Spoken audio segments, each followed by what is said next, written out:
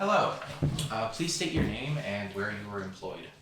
My name is Anthony DiMarco. I was employed at AT&T Bell Labs from January 1984 until February 2000.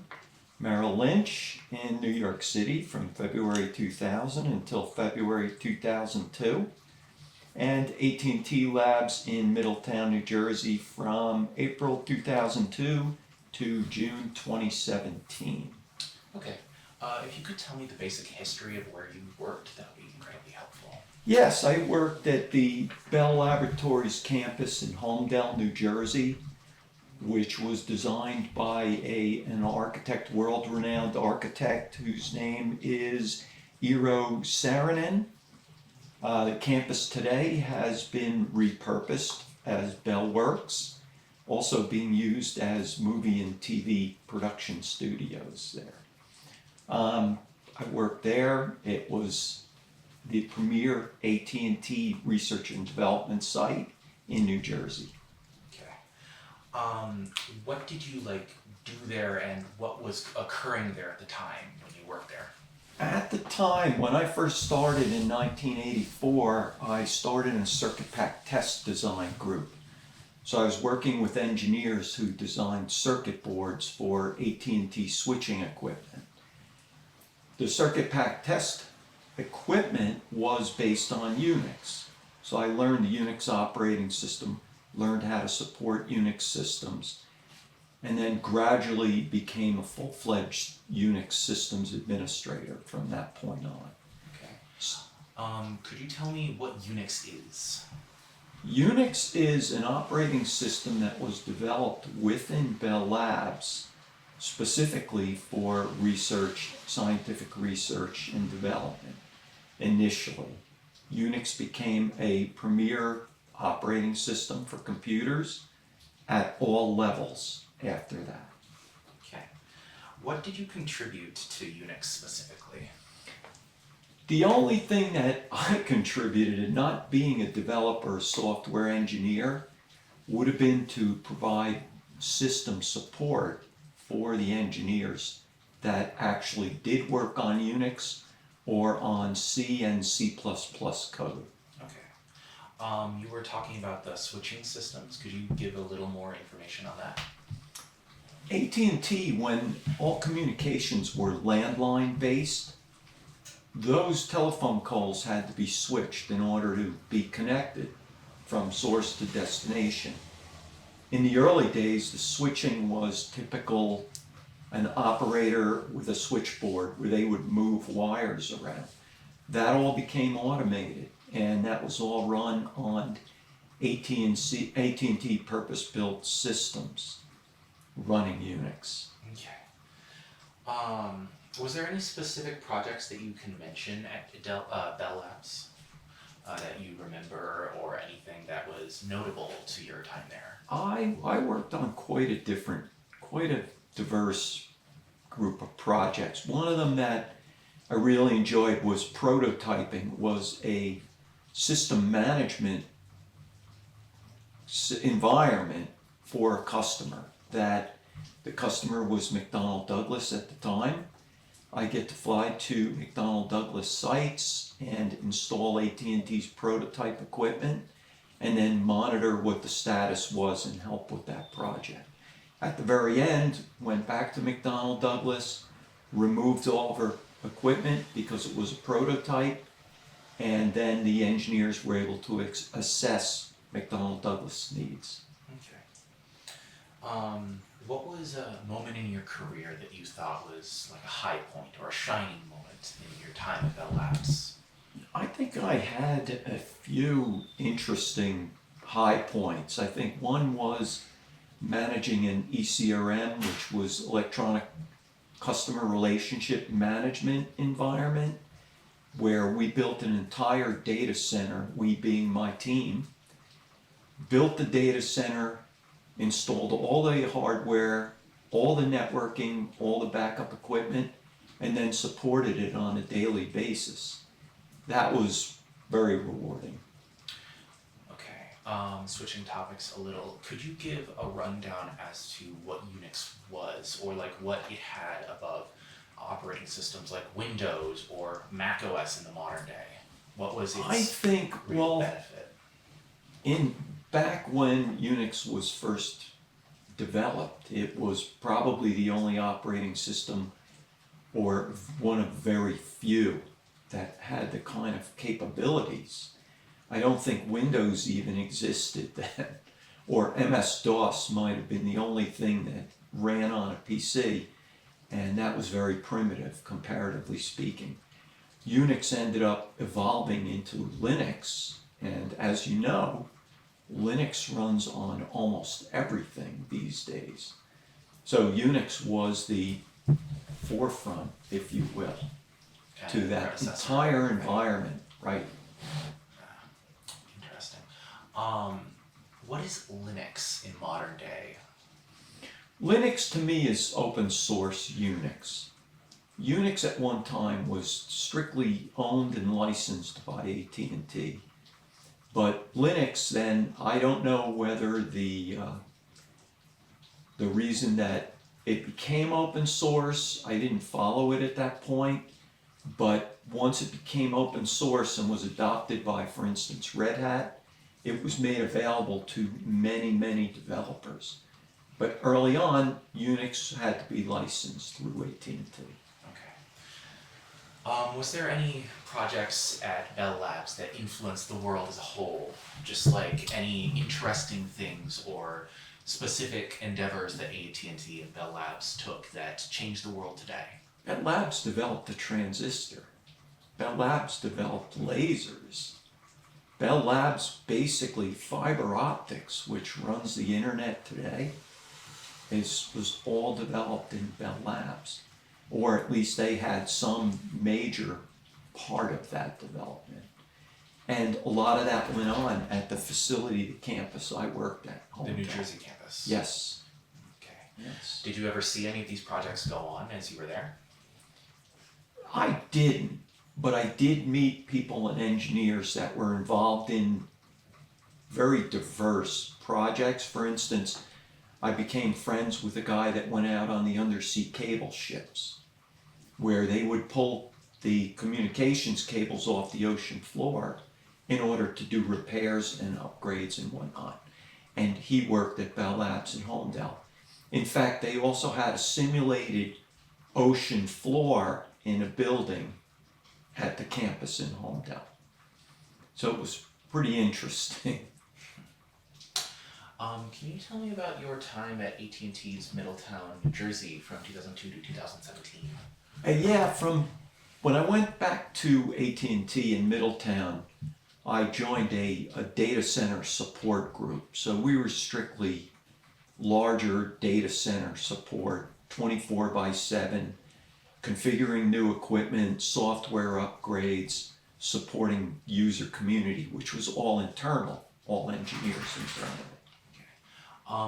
What is a data center or a mainframe for that interest? Data center mainframe is totally different because these Unix systems I worked on were considered microsystems or mini micro, where mainframe would be something like an older IBM. Data centers were huge rooms just with rows and rows and rows of computing and communications, disk drive arrays, and backup equipment. So the data center was the actual floor that all this equipment was installed. Okay. And over your career, about how many data centers have you worked with? Just I've thinking of worked rough estimates. I've worked on quite a few, probably 4 or 5 in AT&T, and then 1 at Merrill Lynch. Could you tell me about your time at Merrill Lynch?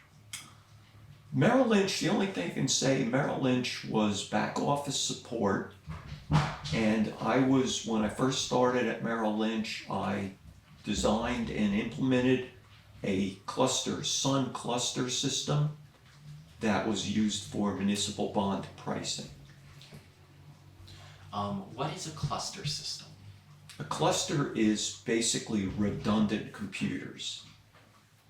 redundant. So in the case of the Sun 4 or Sun E10K, which was an enterprise class server, there were a number of servers that were basically chained together, sharing disk arrays, sharing networking, sharing load, unless one of the systems had a fault. And then that load would transfer to the remaining system or systems. Okay. Moving on a little further, was there any struggles or issues that you had during your time there? Was there a challenge that you couldn't manage to fix, or was there an issue that you just couldn't get over? There were always challenges, and most of the time we had enough resources available to get past them. For example, we had Sun engineers on site, so they worked in the same building I did. They were available for help.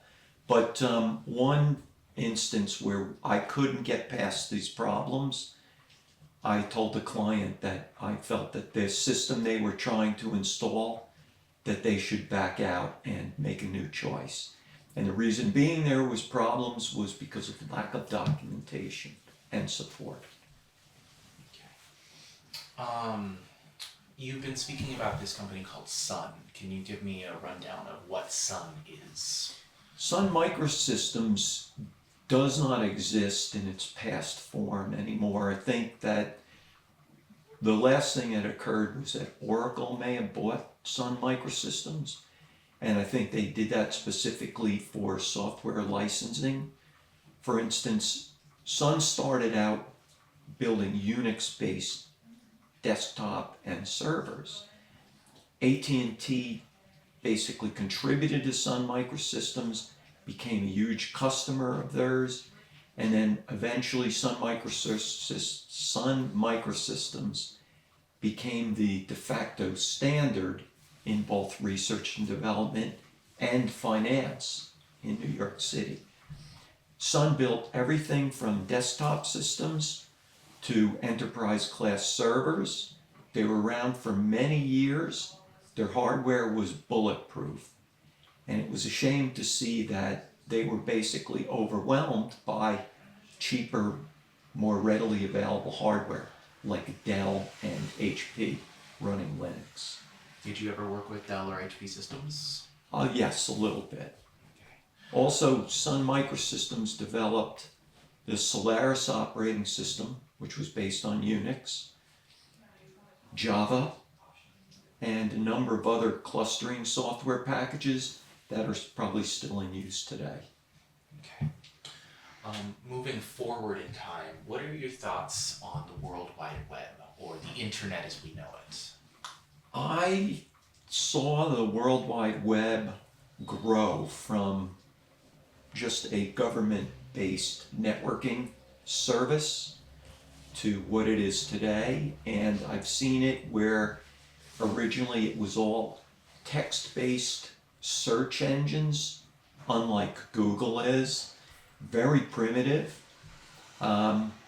Obviously it's become a tool that everybody depends on nowadays, but I also see it as a big time waster in a lot of cases. So there's a balance. I think you need to have a balance between getting the information you need and wasting your life on stuff. You said that you've seen the World Wide Web grow from basically the start. Could you tell me about your time seeing at that beginning of the World Wide Web, or the government part of it, just like what it was in the beginning? Right, I think, and I might be a little sketchy on this, but it was developed for, and it was originally called DARPANet, which I can't remember the acronym. It was Defense something network. In any case, once it became more available to the public, people started to write their own applications, their own games, their own tools. And I actually started writing HTML code back then to create tools for the systems administration team I was in, to monitor systems, monitor downtime, and create graphical displays. This was very primitive back then, and people had to actually write the HTML code. unlike it is today. What are your thoughts on how the World Wide Web has been used these days, such as social media or messaging services these days, like Instagram, Facebook, YouTube, and TikTok, or other modern platforms? I think that they all have their place, and I will research things on YouTube, let's say, but I also think there's way too much garbage out there, meaningless data, and I also feel that people get caught up in it. They can't put their phone down at all. So personally, I think it's too much. There's too much time being wasted with that. You spoke about data on the internet as there's too much. Do you believe that the internet these days is a lot less efficient or more efficient than DARPANET or the old internet? Well, back then it was just so primitive. So I think in terms of efficiency, the amount of research you can do nowadays versus what it was like in the late 1980s, I mean, it is just amazing. But on the same token, I miss books.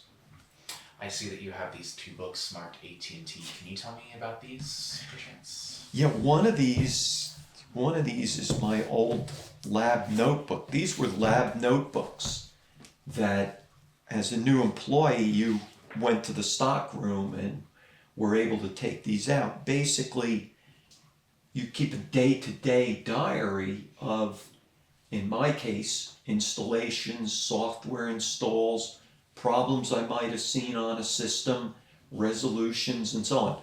All the pages are numbered, and I just happen to have kept these notebooks, which it's interesting to look back at this. So now we're going to get into a little more of just rambling and talking about the systems that you worked on. Were there any systems specifically that you had like a lot of experience in, or any systems that you really do you remember well?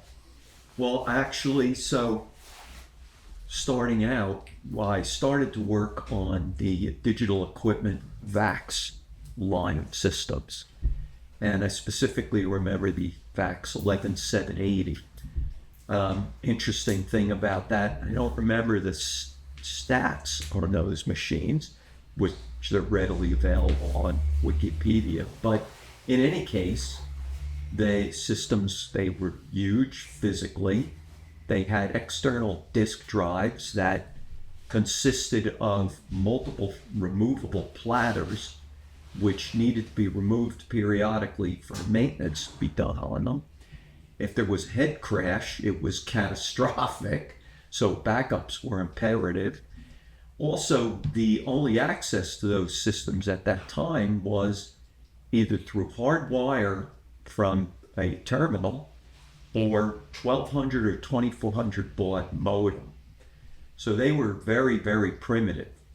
Along the same time, I worked on the AT&T 3B line, which the AT&T 3B computer was originally developed for AT&T switching systems, but they also sold them commercially, and they were Unix-based systems.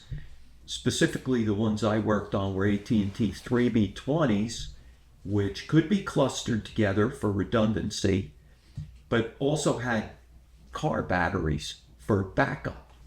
So in case of a power outage, the server could sustain itself for a certain amount of time. Interesting, they were bulletproof, they were extremely expensive, and they were very primitive. After that, that was about the time that Sun Microsystems started to make inroads into Bell Labs, and that was because AT&T basically gave Sun financial support to develop their product line and also to expand. I worked on Sun Microsystems for the majority of my career. I worked on everything from Sun desktop systems to diskless systems to Sun's entire server line, culminating with the enterprise class servers, which were the Sun E10K, which are very interesting machines. I had a little bit of experience with silicone graphics workstations. That was a short time. I worked at a local university. University used silicone graphics for design and video work. So it was student-based work. Lastly, towards the end of my career, the majority of systems that I worked on were either HP or Dell running Linux. So very inexpensive rack-mounted clusters of redundant HP and Dell servers.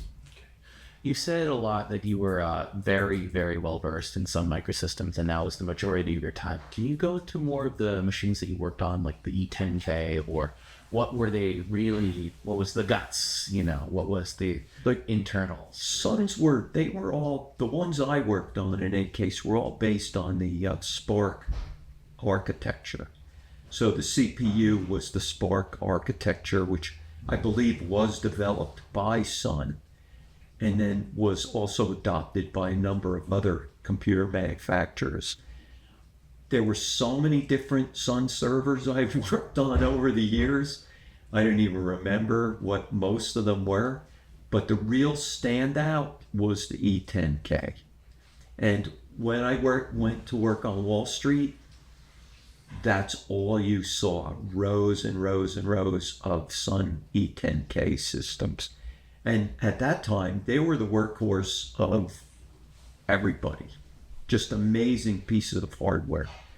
And they were bulletproof. So it's surprising to me that after all of those developments and innovations, Sun basically went under. Why do you believe that Sun went under? I think the environment changed. Computing became a commodity. And when it became a commodity, companies could just use cheaper, easily available, easily replaced servers to do the same kind of work. So instead of one E10K, a company could buy 10 Dell servers, for example. And that would provide the redundancy, because if one of them had a problem, the other ones would just take over.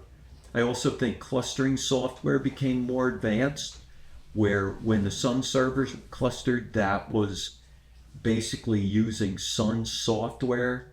Now clustering's probably available for free on the internet. You said specifically about an architecture. Could you go into depth about what an architecture is, like Spark or on Intel and AMD processors? Yeah, that's a little more than I can remember, John Henry, because again, the basis of my career was not development or even software development.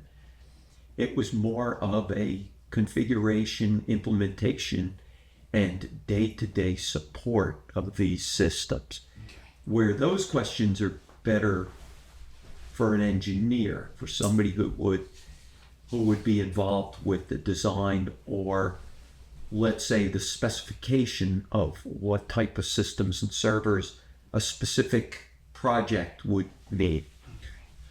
I do remember you saying that you were fond of the E10K. Yes. Could you tell me why you like the E10K, or just some general? Just because at that time it was the biggest box in the room. You knew you were at the top of your game when you were supporting those servers. How big was the E10K? Physically? Yeah. Physically, it was as big as a good-sized refrigerator, and that would be just one. And the disk arrays would be external to that. There would be a number of hardware that would be external to that single box, like, for instance, communications hardware, robotic backup mechanisms, so on and so forth, disk arrays. How large was the 3B20? As I remember you were saying, that was an important system. The 3B20 was also huge, but it was huge because it was primitive. One of the things, interestingly enough, the 3B20s, and information can be found on Wikipedia, Interestingly enough, the circuit boards were all slid in from the front of the machine. So they were easily replaceable. The system was easily expandable, but it also was so primitive that the backplane was all hand wired. Instead of being integrated circuits for a backplane, it was all point-to-point wiring, which was amazing to me. So they were hand wired when they were being built, and the wiring was flawless.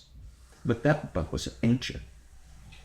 Was this similar to the VAX 11780, or was it different? You know, it was quite a bit different. The VAXs did not have to be as robust as those AT&T 3Bs were. So the VAX was maybe a little bit more ahead of its time, where the AT&T systems were basically had to stay. You couldn't make changes to that system because it was so heavily relied on for switching. So it was built originally to be bulletproof, and it stayed that way for many, many years. Where I believe the digital equipment was typical of commercial equipment of the time, could be easily modified by digital equipment, and they would make updates to it periodically in order to keep it more relevant. We talked about the modern day web and your opinions on social media. What are your opinions on the future of technology, on the future of modern day computing? Where do you think it's going to go? Well, I think, just my opinion, I cannot even imagine where it's going to go based on my experience and what's happening today with AI and quantum computing. Only thing I can say is I would like to find the time to do a little bit more research with regard to quantum computing. And I also believe that AI is going to be the biggest driver of robotics, which I've always been interested in robotics. I actually wish if I could go back and redo a career change, that would be the field I would get into. But it's going to be interesting to see where this all goes. And I think it's going to happen in a very short time frame. What do you think AI will do to the general population? What do you think AI really is in its infancy today? Because, of course, there's a lot of stigma surrounding AI. As the next big thing is the Skynet of our age, the Terminator. Do you believe that that is the case, or that it's different?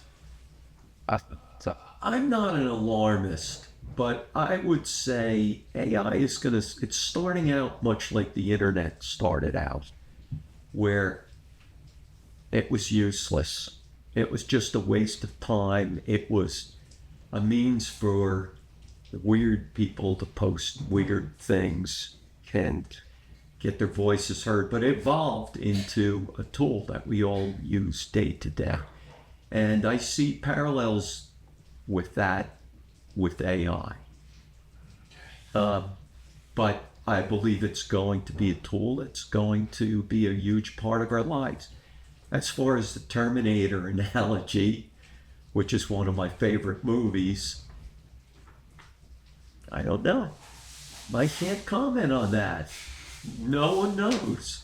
But like I said, I'm not an alarmist. Okay. You also brought up the idea of quantum computing. IBM, one of AT&T's relative competitors, has been very, very invested into the idea of quantum computing and working with quantum computers. Do you have any thoughts or opinions on the rise of quantum computing compared to the traditional computing? I need to do some studying there with quantum computing, because at the very high level, I just need to understand what's the difference between traditional computing and quantum computing. And just mainly for an investor's standpoint, because I invest in technology stocks and technology companies, and I believe quantum computing is another good investment opportunity. So I personally need to educate myself at least at a high level as to what's going on there. It's interesting, to say the least. This might seem like a redundant question, but would you ever consider returning to AT&T or even a similar workplace as Bell Labs? Interestingly, I think about that on occasion because I think about the guys I used to work with on my team that are still involved in technology. I'm sure they're all doing exciting things. Sometimes I miss the environment. I miss the stress, the excitement. I miss the feeling of accomplishment. But nowadays, I get it doing other things. So no, I probably would not go back, but I continue to trade technology stocks and options contracts. Do you think that if you did return, your former skills might be valuable in today's era and climate of computing? Honestly, I think my skill set, the strong points of my skill set were not based on a specific operating system or specific code, or I think my skill set is based more on understanding problems and understanding how to isolate them and come to a solution. Also, in terms of my data center support, the ability to plan and then execute on those plans to build out those data centers, they're my strong points. I probably could go back to work now with all this AI data center construction. I could probably be right in there involved with that. I'm not going to do that. Okay. I'm having too much fun. As is. I know we were talking about Unix as an operating system and how Sun was bought up by a pretty big corporation, Oracle. And when you think that Unix has a future or Unix-like operating systems? I don't think so. No, I think the operating systems are going to evolve way past. Do you think Linux has a future? No. Why do you believe that? I don't think we know what is needed to run, for instance, quantum computing. What is needed because that's your interaction between hardware and software is the operating system. It has to all change. Same thing with AI. I think initially AI is going to be on inexpensive redundant platforms like Linux-based HP or Dell servers. I don't think that's going to last very long either. I think it's going to evolve way past that. Do you think that it's going to evolve to like a more tailored operating system rather than integration of operating system with modern technology? That's hard to say. I think the biggest thing that caused all of this expansion during my career was open source and making this software, these operating systems, these apps available to everybody. I think that will continue, but I think everything will be open source based. There'll be no more like IBM proprietary software. That just doesn't seem to make it anymore. Well, thank you very much. Thank you, John Henry. And